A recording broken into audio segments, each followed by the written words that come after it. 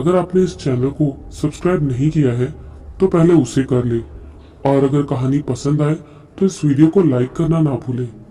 तो चलिए बढ़ते हैं हमारी कहानी की ओर। हमारी कहानी का हीरो यानी राहुल बहुत ही खुशमिजाज लड़का था। उसके दो ही सपने थे, पहला अमेरिका में नौकरी करना और दूसरा नई नई जगह एक्सप्लोर करना। उस दिन राहुल बहुत खुश था क्योंकि उसे अमेरिका के न्यूयॉर्क स्टेट के मैनहट्टन शहर में उसकी ड्रीम जॉब मिल गई थी। उसने पैकिंग की और निकल पड़ा अपने ड्रीम फॉलो करने। राहुल ने मैनहट्टन पहुंचते ही ऑफिस ज्वाइन किया और कंपनी द्वारा मिले फ्लैट में ही रहने लगा। अमेरिका में जॉब करना राहुल का ड्रीम तो था ही, साथ ही साथ वो अमेरिका को एक्सप्लोर भी करना चाहता था क्योंकि उसे एडवेंचर भी बहुत पसंद था। इसीलिए वीकेंड्स में वो निकल पड़ता मैनहट्टन के आसपास के जंगलों और पहाड़ों को एक्सप्लोर करने। कई बार वो अपने किसी कलीग को साथ ले जाता तो कई बार अकेले ही निकल पड़ता। राहुल का फ्लैट जिस अपार्टमेंट में था उसी में उसके कलीग्स भी रहते थे, जिनमें से माइकल और रोशनी उसके बहुत अच्छे दोस्त थे। माइकल भी उसी की तरह एडवेंचर फ्रीक था और रोशनी इंडियन थी, जिस वजह से राहुल उन दोनों से अच्छी तरह से घुल मिल गया था।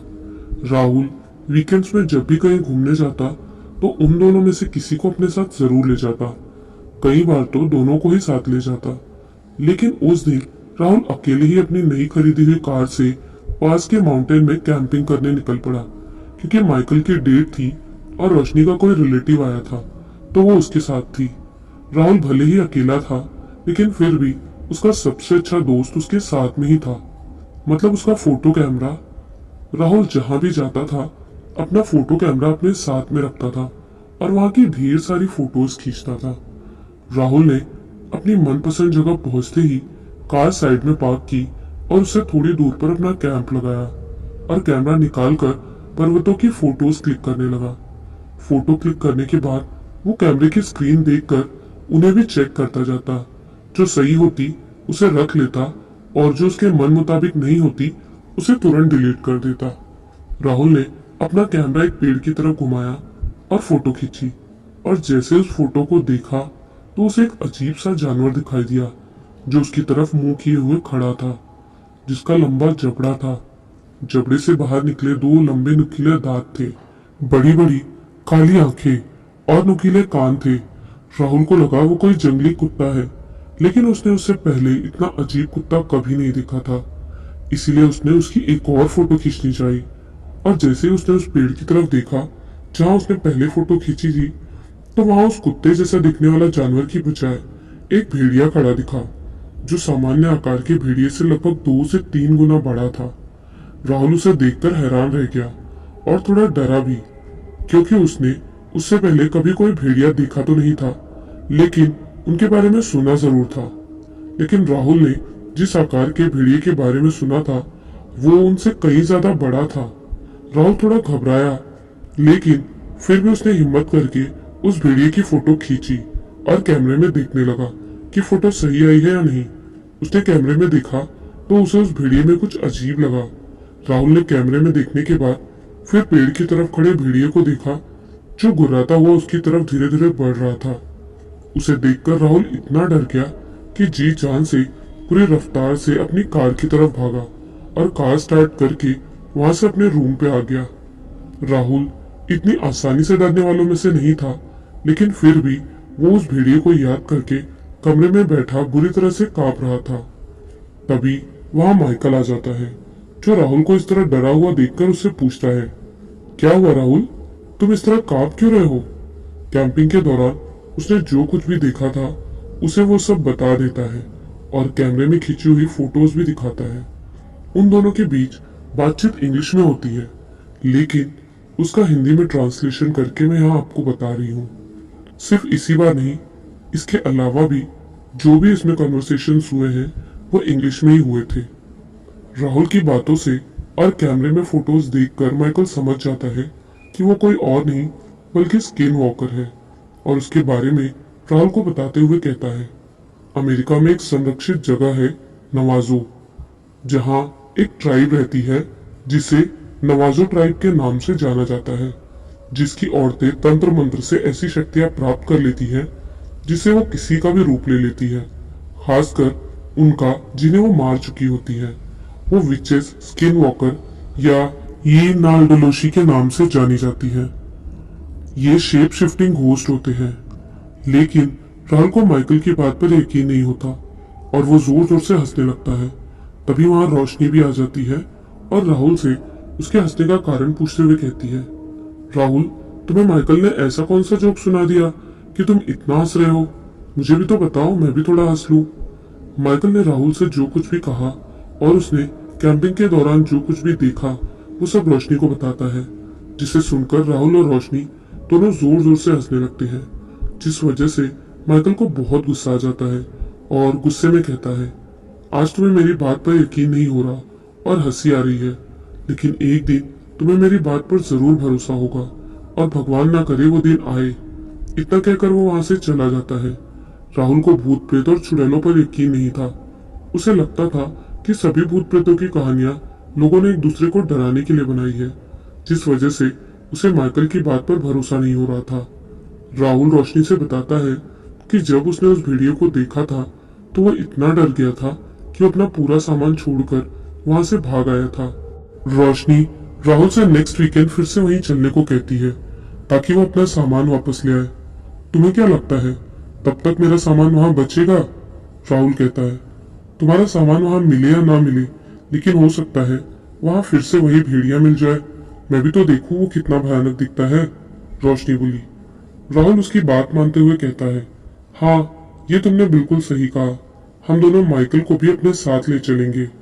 नेक्स्ट वीकेंड राहुल माइकल को उसी जगह कैंपिंग के लिए चलने के लिए खूब मनाता है, लेकिन वो उसकी बात नहीं मानता। रोशनी के कहने पर भी वो वहां जाने के लिए तैयार नहीं होता। तब राहुल उसे कहता है, आज से पहले मुझे लगता था कि सिर्फ इंडिया में ही लोग अंधविश्वासी होते हैं, सिर्फ वही भूत प्रेत और चुड़ैलों की बातों पर भरोसा करते हैं। मुझे नहीं पता था कि अमेरिका में भी अंधविश्वासी होते हैं। इतना कहकर राहुल और रोशनी राहुल की कार से कैंपिंग के लिए निकल पड़ते हैं और उसी जगह के आसपास पहुंचकर जहां राहुल ने पिछली बार कार पार्क की थी, उसी के आसपास राहुल कार पार्क करता है और रोशनी के साथ अपना टेंट ढूंढने लगता है, क्योंकि वो भूल गया था कि उसने पिछले हफ्ते टेंट कहाँ लगाया था। उस समय भी राहुल के पास उसका कैमरा था और वो फोटोज खींच रहा था। झाड़ियों में कुछ दूर तक चलने के बाद रोशनी को ऐसा लगता है जैसे उसके पीछे कोई चल रहा है। वो मुड़कर देखती है तो वहां उसे सिर्फ झाड़ियां दिखाई देती है। रोशनी कुछ कदम आगे बढ़ाती है तो उसे ऐसा एहसास होता है कि जैसे कोई उसके बिल्कुल पीछे पीछे चल रहा है और उसे सूखी घास पर उसके पैर रखने पर घास के टूटने की आवाज बिल्कुल साफ सुनाई देती है। वो फिर पीछे मुड़कर देखती है तो उसे झाड़ियां हिलते हुए दिखाई देती है। रोशनी डरते हुए राहुल से कहती है, राहुल, ऐसा लग रहा है जैसे कोई हमारा पीछा कर रहा हो। मुझे उसके कदमों की आवाज सुनाई दे रही है। राहुल उससे कहता है, तुम डरो मत, वो जरूर हिरण या मूस होगा। मैंने इस जगह के बारे में पहले ही रिसर्च कर ली थी। यहाँ हिरण और मूस बहुत ज्यादा पाए जाते हैं, जिनका शिकार करने के लिए भेड़िए भी अक्सर पहाड़ से नीचे उतर आते हैं। क्या यहाँ भेड़िए भी रहते हैं? और फिर भी तुमने यहीं पर अपना टेंट लगाया था? रोशनी डरते हुए बोली, अरे पागल, तुम डरो मत, मैं तो मजाक कर रहा था। यहाँ कोई भेड़िए वीड़िए नहीं रहते। तुम बस यहाँ के नजारे देखो और चारों तरफ नजर रखना, यहीं कहीं मैंने अपना टेंट लगाया था। तभी रोशनी की नजर एक टेंट पर पड़ती है और वो कहती है, राहुल, क्या वही है तुम्हारा टेंट? अरे हाँ, वही तो है। इतना कहकर राहुल भागकर टेंट के पास जाता है। रोशनी भी उसके पीछे जाती है। जैसे ही वो दोनों टेंट के पास पहुंचते हैं, उसकी हालत देखकर हैरान और परेशान हो जाते हैं, क्योंकि टेंट चारों तरफ से फटा हुआ है, जिसे देखकर ऐसा लग रहा था जैसे किसी जानवर ने उसे अपने नाखूनों और दांतों से फाड़ा हो। और जहां जहां से टेंट फटा था वहां खून के धब्बे भी थे। सिर्फ इतना ही नहीं, टेंट के अंदर से किसी मरे हुए जानवर की बहुत घिनौनी बदबू भी आ रही थी। जैसे ही राहुल अपना सामान लेने के लिए टेंट के अंदर जाता है, उसके अंदर मरा हुआ हिरन देखकर उल्टी कर देता है, क्योंकि उस हिरन का आधा शरीर खाया हुआ था। उसके बस आगे के दो पैर और सिर ही बचा था, जो सड़ने लगा था, जिसमें कीड़े और मक्खियां भिनभिना रही थी। राहुल से सड़ रहे हिरन की बदबू सहन नहीं हुई और वो टेंट से बाहर आ जाता है। टेंट से बाहर आकर वो उसी पेड़ की तरफ देखता है जहां उसने पहली बार कुत्ते जैसे दिखने वाले जानवर और भेड़िए को देखा था, उसे वहां फिर वही कुत्ते जैसा दिखने वाला जानवर दिखता है। वो रोशनी से कहता है, देखो रोशनी, वो वही जानवर है जिसे मैंने पिछले हफ्ते देखा था। रोशनी उसकी तरफ देखती है और देखकर डर जाती है और कहती है, राहुल, ये कितना भयानक कुत्ता है। इससे पहले इतना डरावना कुत्ता मैंने आज तक नहीं देखा। जल्दी चलो यहाँ से, मुझे बहुत डर लग रहा है। राहुल अपने कैमरे से उसकी फोटो खींचता है और जूम करके देखता है तो इस बार वो पिछली बार के मुकाबले थोड़ा अलग दिखाई देता है। हाँ यार रोशनी, मुझे भी डर लग रहा है। ये पहले के मुकाबले कुछ ज्यादा ही भयानक है। जल्दी चलते हैं यहाँ से। जब वो दोनों उस जानवर को देख रहे थे तभी उनके पीछे एक हिरन आकर चढ़ने लगता है, जिस पर उनका ध्यान नहीं जाता। राहुल जैसे ही वहां से जाने के लिए मुड़ता है, वैसे ही वो कुत्ता जैसा दिखने वाला जानवर उन दोनों की तरफ तेज रफ्तार से झपटता है। उस जानवर को अपनी ओर आता देख राहुल और रोशनी इतने डर जाते हैं कि जी जान लगाकर वहां से भागते हैं और पीछे मुड़कर ये भी नहीं देखते कि वो कहाँ है और भागते रहते हैं। जब वो दोनों वहां से लगभग 100 मीटर दूर भाग जाते हैं तो उन्हें किसी जानवर के चीखने की आवाज सुनाई देती है।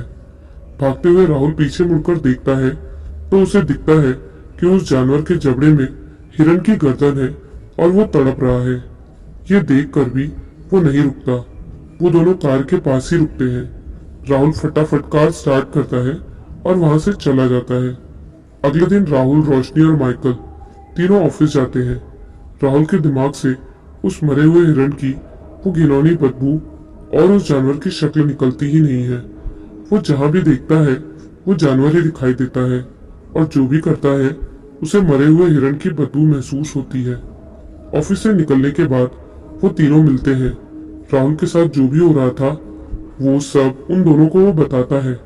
रोशनी भी कहती है, मेरे साथ भी ऐसा ही कुछ हो रहा था। मुझे तो ऐसे लग रहा था जैसे वो जानवर मेरे पीछे ही खड़ा है और पीछे से मेरी गर्दन में अपने दांत गड़ा देगा। मैंने तुम्हें पहले भी बताया था कि वो स्किन वॉकर है। अभी भी बता रहा हूँ कि वो वही है। उससे बचना आसान नहीं है। अगर वो तुम्हारे पीछे पड़ गई है तो वो तुम्हें मार कर ही दम लेगी। अगर तुम उससे बचना चाहते हो तो तुम्हें मेरी बात माननी होगी।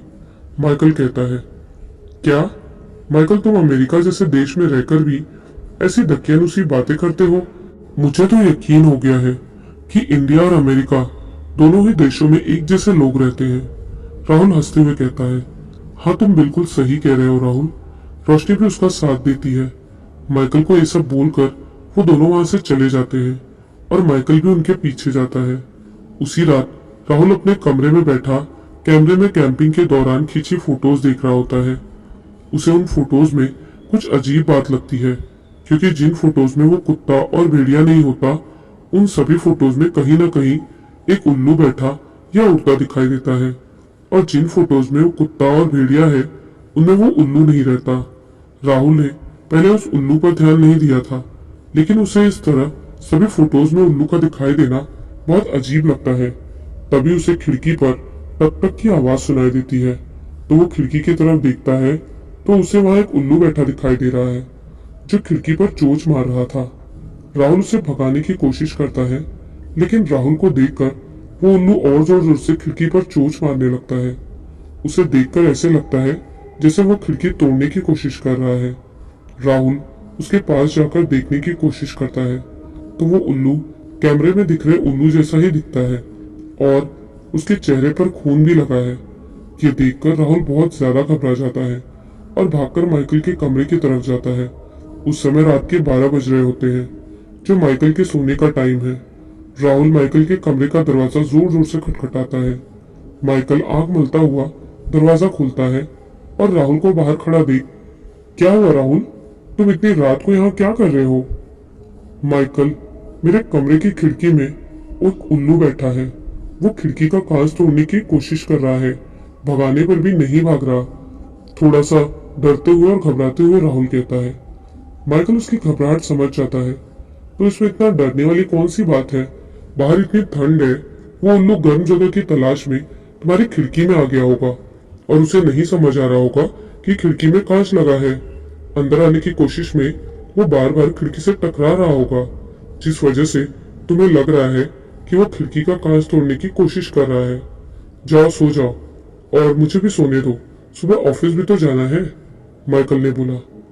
राहुल अपने कमरे में जाता है तो देखता है कि खिड़की का कांच टूटा हुआ है और कमरे में रखे सोफे पर हिरण का कटा हुआ सिर रखा है, जो पूरी तरह सड़ चुका है।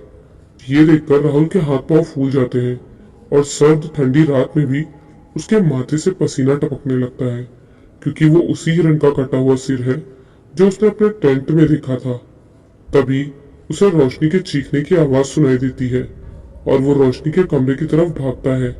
जैसे ही वो उसके कमरे का दरवाजा खटखटाने के लिए हाथ आगे बढ़ाता है, रोशनी दरवाजा खोलकर उससे टकरा जाती है और दोनों गिर जाते हैं। क्या हुआ रोशनी, तुम चीखी क्यों? राहुल बोला। राहुल, मेरे कमरे में एक उल्लू घुस आया है और उसने मेरे चेहरे पर हमला कर दिया। ये देखो, मेरे चेहरे से कितना खून निकल रहा है, रोशनी उसे अपने चेहरे के घाव दिखाते हुए बोली। वो उल्लू राहुल पर भी हमला कर देता है। वो उसके चेहरे पर अपनी चोंच मारने लगता है। राहुल अपने दोनों हाथों से उसके दोनों पंख पकड़ लेता है, लेकिन वो उल्लू राहुल के हाथों में अपने नुकीले पंजे गड़ा देता है। दर्द से कराहता हुआ राहुल उसे छोड़ देता है। वो उल्लू फिर से उसके चेहरे पर हमला कर देता है। उल्लू के इस हमले में राहुल और रोशनी दोनों जोर जोर से चीखने लगते हैं। उनकी चीख सुनकर माइकल बाहर आ जाता है और वो देखता है कि उल्लू राहुल पर हमला कर रहा है। वो भागकर फिर से अपने कमरे में जाता है और बाहर आकर उस उल्लू पर एक पाउडर छिड़कता है, जिसके बाद वो वहां से भाग जाता है। राहुल और रोशनी का चेहरा खून से लथपथ हो गया था। ये देखकर माइकल अपनी जेब से रुमाल निकालकर दोनों के चेहरे से खून पोंछता है। तुम्हारा बहुत बहुत धन्यवाद माइकल, तुमने आज हमारी जान बचा ली। अगर आज तुम नहीं होते तो वो उल्लू हमें मार ही डालता, राहुल माइकल से धन्यवाद देते हुए बोला। वो कोई साधारण उल्लू नहीं था, वो एक स्किन वॉकर थी जो किसी भी जानवर या इंसान का रूप ले सकती है, माइकल बोला। रोशनी माइकल से बोली, तुम्हें कैसे पता कि वो उल्लू कौन है? राहुल के साथ कैंपिंग के दौरान जो कुछ भी हुआ था उसने मुझे सब कुछ बताया था, जिससे मैं समझ गया था कि वो कुत्ता या भेड़िया नहीं बल्कि स्किन वॉकर है, क्योंकि अमेरिका में स्किन वॉकर मिलना वैसे ही है जैसे तुम्हारे इंडिया में भूत और प्रेतों का मिलना। ये तो अच्छा हुआ कि मेरे दादाजी स्किन वॉकर को मारने का तरीका जानते थे और मैं उनसे ये जड़ी बूटी ले आया, नहीं तो आज वो तुम दोनों को मार ही देती, माइकल रोशनी से बोला। माइकल राहुल से कहता है, राहुल तुम मुझसे एक बात बताओ, कहीं तुमने उसकी आंखों में तो नहीं देखा था ना? हाँ देखा था, उसकी आंखें बड़ी भयानक थी, राहुल फटाक से बोला। ये क्या कर दिया तुमने, तुम्हें ऐसा नहीं करना था, अब तो वो तुम्हें जिंदा नहीं छोड़ेगी, माइकल राहुल से कहता है। ये सुनकर राहुल बहुत ज्यादा घबरा और डर जाता है। उसके हाथ पांव कांपने लगते हैं और डरते हुए वो माइकल से बोलता है, अरे यार माइकल, तुम मुझे इस तरह डराओ मत, मैं पहले ही बहुत डरा हुआ हूँ। माइकल राहुल से कहता है, मैं तुम्हें डरा नहीं रहा बल्कि सच बता रहा हूँ। अगर तुम उस स्किन वॉकर से बचना चाहते हो तो तुम्हें उसे मारना होगा, इससे पहले कि वो तुम्हें मार दे। रोशनी एक बात बताओ, क्या तुमने भी उसकी आंखों में देखा था? माइकल ने रोशनी से पूछा। हाँ, जब मैं राहुल के साथ कैंपिंग कर रही थी और पहली बार भेड़िए जैसे जानवर को देखा था तब मैंने उसकी आंखें देखी थी, रोशनी ने जवाब दिया। रोशनी और राहुल, तुम मेरी बात पर ध्यान दो, ये लो, ये जड़ी बूटी से बना पाउडर अपने पास रखो और जब भी वो तुम्हें कहीं भी दिखे तो उसके ऊपर छिड़क देना। वो किसी भी जानवर या इंसान के रूप में तुम्हारे सामने आ सकती है और उसका अजीब व्यवहार देखकर तुम उसे पहचान जाओगी। इस पाउडर से वो वहीं मर जाएगी और तुम दोनों उससे बच जाओगे। अगर तुमने ऐसा नहीं किया तो वो तुम्हें जरूर मार देगी और वो मौत इतनी भयानक होगी कि तुम सोच भी नहीं सकते, माइकल रोशनी और राहुल को पाउडर देते हुए बोला। एक बात बताओ माइकल, तुम्हें कैसे पता कि स्किन वॉकर को कैसे मारना है? राहुल बोला। मेरे डैड को एक स्किन वॉकर ने ही मारा था और मेरे दादाजी स्किन वॉकर हंटर है। उन्होंने अब तक 5 स्किन वॉकर मारे हैं और उन्हें पता है कि उन्हें किस तरह से मारना है। या तो तुम उसके नाम का पता लगाकर उसे मार सकते हो या इस जड़ी बूटी से। एक स्किन वॉकर के नाम का पता लगाना तो लगभग नामुमकिन है, लेकिन जड़ी बूटी से आसानी से उसे मारा जा सकता है, माइकल बोला। एक बार फिर से तुम्हारा बहुत बहुत धन्यवाद माइकल, राहुल ने कहा। अब बहुत हुआ मुझे धन्यवाद कहना। रात बहुत हो चुकी है, चलो सो जाते हैं, नहीं तो सुबह ऑफिस देर से पहुंचेंगे और बॉस की डांट सुननी पड़ेगी, माइकल ने कहा। यार माइकल, मुझे तो अभी भी बहुत डर लग रहा है। मैं तो अपने कमरे में नहीं जाऊंगा, मैं तुम्हारे साथ तुम्हारे कमरे में ही सोऊंगा।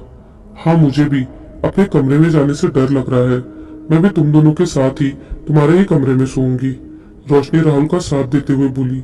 इसके बाद वो तीनों माइकल के कमरे में जाकर सो जाते हैं। अगले कुछ दिनों तक वो दोनों माइकल के कमरे में ही रहते हैं और अपने साथ हमेशा वो जड़ी बूटी रखते हैं। वो ना तो कमरे से बाहर निकलते हैं और ना ही खिड़की खोलते हैं। ऐसे ही लगभग 10 दिन बीत जाते हैं। 10 दिन बाद उनके ऑफिस से फोन आता है कि अगर वो दोनों जल्दी ही ऑफिस नहीं आए तो उन्हें नौकरी से निकाल दिया जाएगा, जिस कारण वो डरते हुए ऑफिस जाते हैं। इस तरह ऑफिस जाते हुए उन्हें 5 दिन हो जाते हैं और उन पर स्किन वॉकर का हमला नहीं होता, जिस कारण उनके मन से स्किन वॉकर के हमले का डर निकल जाता है। उन दोनों के पास माइकल की दी हुई जड़ी बूटी रहती है, जिस वजह से उनके मन से स्किन वॉकर का डर बहुत जल्दी निकल जाता है।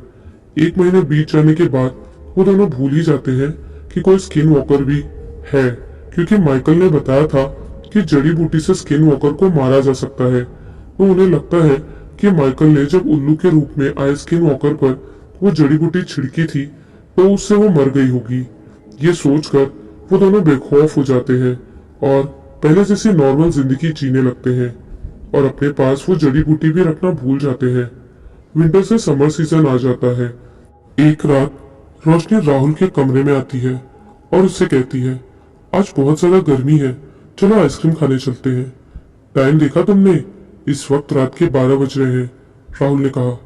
12 बज रहे हैं तो क्या हुआ, रात के इस वक्त भीड़ भी कम होगी और अमेरिका की नाइट लाइफ के बारे में भी हमें थोड़ा बहुत पता चल जाएगा। हम दोनों अब तक एक भी बार नाइट में कहीं घूमने नहीं गए, चलो ना चलते हैं, बहुत मजा आएगा, रोशनी ने जिद करते हुए कहा। राहुल बोलता है, कहीं स्किन वॉकर आ गई तो? कितने दिन हो गए उसे नहीं देखा और माइकल ने बताया था ना कि जड़ी बूटी डालने से वो मर जाती है, वो जरूर मर गई होगी, रोशनी बोली। राहुल उसके साथ जाने को तैयार नहीं होता, लेकिन रोशनी उसे जैसे तैसे जिद करके अपने साथ चलने के लिए मना लेती है। वो दोनों निकल पड़ते हैं। रात के 12 बजे मैनहट्टन की गलियों में पहले तो सब कुछ बिल्कुल सही चल रहा होता है, लेकिन जैसे ही वो दोनों सुनसान जगह पहुंचते हैं जहाँ सिर्फ स्ट्रीट लाइट की रोशनी होती है और चारों तरफ झाड़ियां ही झाड़ियां होती है, वहां से सब कुछ बिगड़ने लगता है। राहुल वहां से जाने में थोड़ा झिझकता है, लेकिन रोशनी के कहने पर आगे बढ़ता रहता है।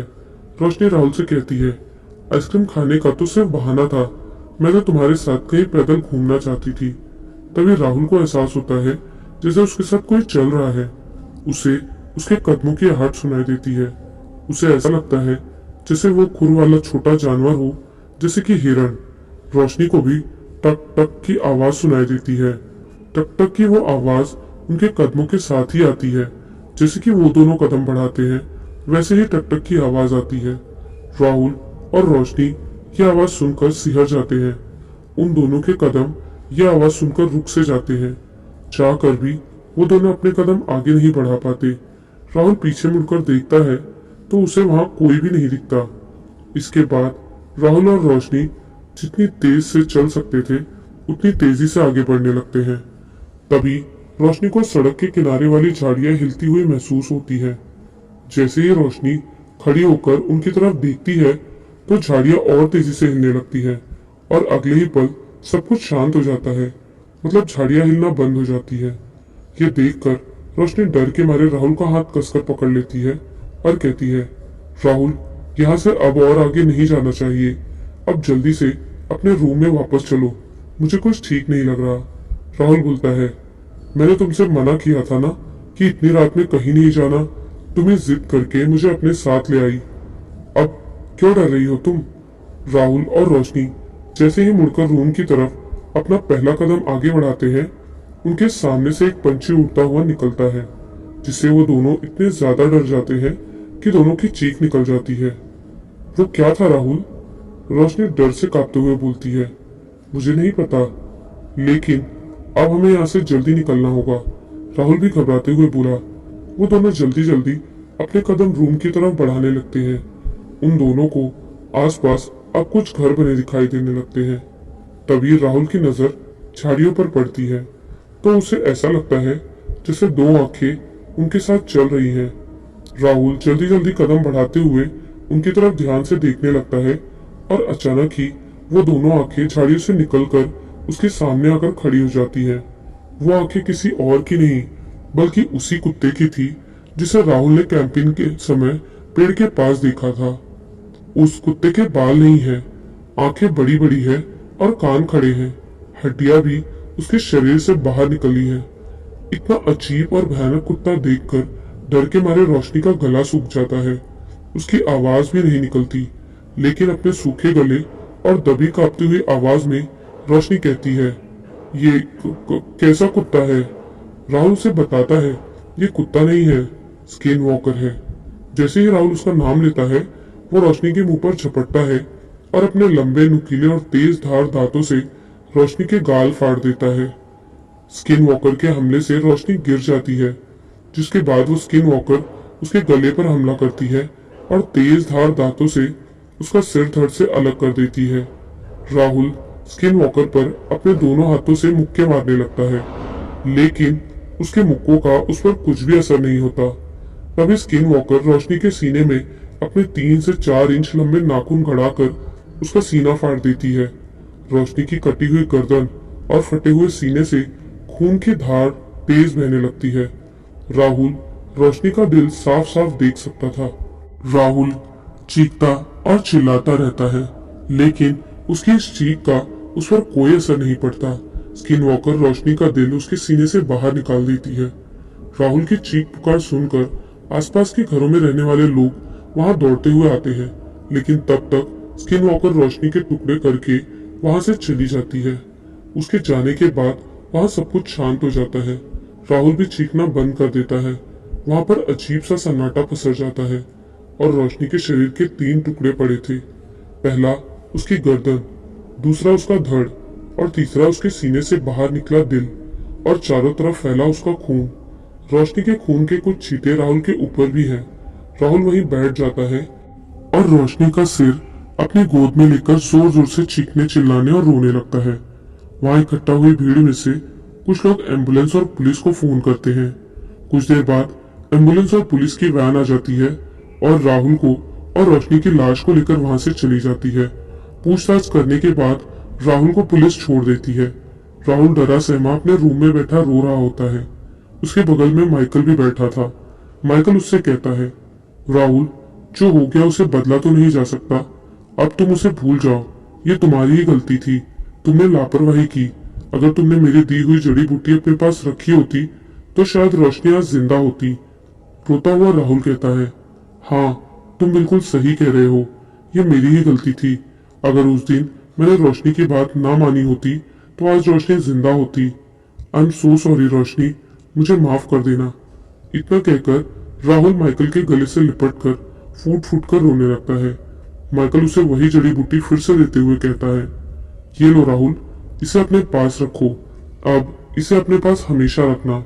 वो तुम पर हमला करने जरूर आएगी, क्योंकि जो भी उसकी आंखों में देखता है वो उसे जिंदा नहीं छोड़ती। वो जब तुम्हारे पास आए तो जड़ी बूटी से बने इस पाउडर को उसके ऊपर छिड़क देना, लेकिन इस बार ध्यान देना, ये पाउडर उसके पूरे शरीर में पड़े, तभी वो मरेगी, नहीं तो पिछली बार जैसे जिंदा बच जाएगी। मैं भी जितना हो सके उतना तुम्हारे पास ही रहूंगा, लेकिन अभी जा रहा हूँ। ऑफिस का टाइम हो रहा है, शाम को मिलते हैं। तब तक तुम रूम की खिड़की और दरवाजे बंद रखना, बिल्कुल भी मत खोलना और रूम से बाहर भी मत निकलना। राहुल माइकल से वो पुड़िया ले लेता है, लेकिन उसकी बात का कोई जवाब नहीं देता। इतना कहकर माइकल वहां से चला जाता है।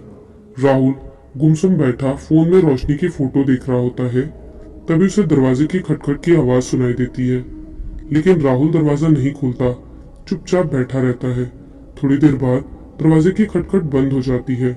तभी उसे ऐसा लगता है जैसे खिड़की में कोई पंछी चोंच मार रहा है। वो खिड़की की तरफ देखता है तो उसे वहां वही उल्लू दिखाई देता है जो कुछ दिनों पहले खिड़की में अपनी चोंच मार रहा था। राहुल उस उल्लू की तरफ देखकर ज्यादा डर और घबरा जाता है और तुरंत खड़ा होकर माइकल की दी हुई पुड़िया से पाउडर निकालकर उसकी तरफ फेंकता है तो उल्लू वहां से उड़ जाता है। शाम को जब माइकल वापस आता है तो राहुल उसे सारी बात बताता है। रोशनी की मौत के बाद से माइकल राहुल के साथ ही उसके कमरे में रहता था। उस रात भी वो दोनों साथ ही थे। उसी रात माइकल किसी काम से कमरे से बाहर जाता है। जैसे ही वो दरवाजा खुलता है उसे लगता है जैसे कोई पंछी अंदर आया हो, लेकिन वो जल्दी में रहता है तो इस बात पर ध्यान नहीं देता और वहां से चला जाता है। कमरे की सभी लाइट्स बंद करके राहुल बिस्तर में लेटा हुआ मोबाइल में रोशनी की फोटो देख रहा होता है। तभी उसे ऐसे लगता है जैसे कमरे में कोई आया हो। वो सोचता है कि वो माइकल है और उसे आवाज भी लगाता है, माइकल, क्या ये तुम हो? तुम इतनी जल्दी वापस आ गए? राहुल की बात का कोई जवाब नहीं मिलता तो वो फिर से कहता है, माइकल तुम कुछ बोल क्यों नहीं रहे? फिर से उसकी बात का कोई जवाब नहीं मिलता तो वो उस पर मोबाइल की टॉर्च से रोशनी करता है तो उसे वहां रोशनी खड़ी हुई दिखती है। रोशनी को अचानक इस तरह अपने सामने देखकर राहुल बहुत ज्यादा खुश हो जाता है। तभी अचानक उसकी खुशी डर में बदल जाती है। राहुल बुरी तरह से कांपने लगता है और बिस्तर से उतरकर एक कोने में जाकर खड़ा हो जाता है। डर के मारे राहुल के हाथ से मोबाइल छूट जाता है और उसके मुंह से चीख निकलती है। उसकी चीख सुनकर माइकल भागता हुआ कमरे में आता है और अंधेरे में किसी गीली चीज में पैर पड़ने के कारण फिसलकर गिर जाता है। माइकल के हाथ फर्श पर पड़ते हैं तो उसे ऐसा लगता है जैसे फर्श में पानी पड़ा हो। वो उठकर लाइट चालू करता है तो वो जो नजारा देखता है उससे उसकी आंखें फटी की फटी रह जाती है और वो डर के मारे कांपने लगता है। माइकल देखता है कि कोने में राहुल की सिर कटी लाश पड़ी है और उसके सीने से दिल बाहर निकला हुआ फर्श पे पड़ा है और फर्श के चारों तरफ खून ही खून फैला है और राहुल की लाश के बगल में ही स्किन वॉकर खड़ा है। स्किन वॉकर ने राहुल को भी रोशनी की तरह ही मार दिया था। माइकल ने जो जड़ी बूटी की पुड़िया राहुल को दी थी वो बेड के बगल के रखे टेबल पर पड़ी थी। माइकल तुरंत ही टेबल पे रखी हुई उस पुड़िया की तरफ झपटता है और पुड़िया खोलकर वो जड़ी बूटी स्किन वॉकर के ऊपर छिड़क देता है, जिसके बाद स्किन वॉकर बुरी तरह जलने लगता है और वो तड़प तड़प कर वहीं मर जाता है। अगर माइकल थोड़ी देर पहले आ जाता तो हो सकता था कि राहुल की जान बच जाती, लेकिन माइकल ने आने में थोड़ी देर कर दी थी।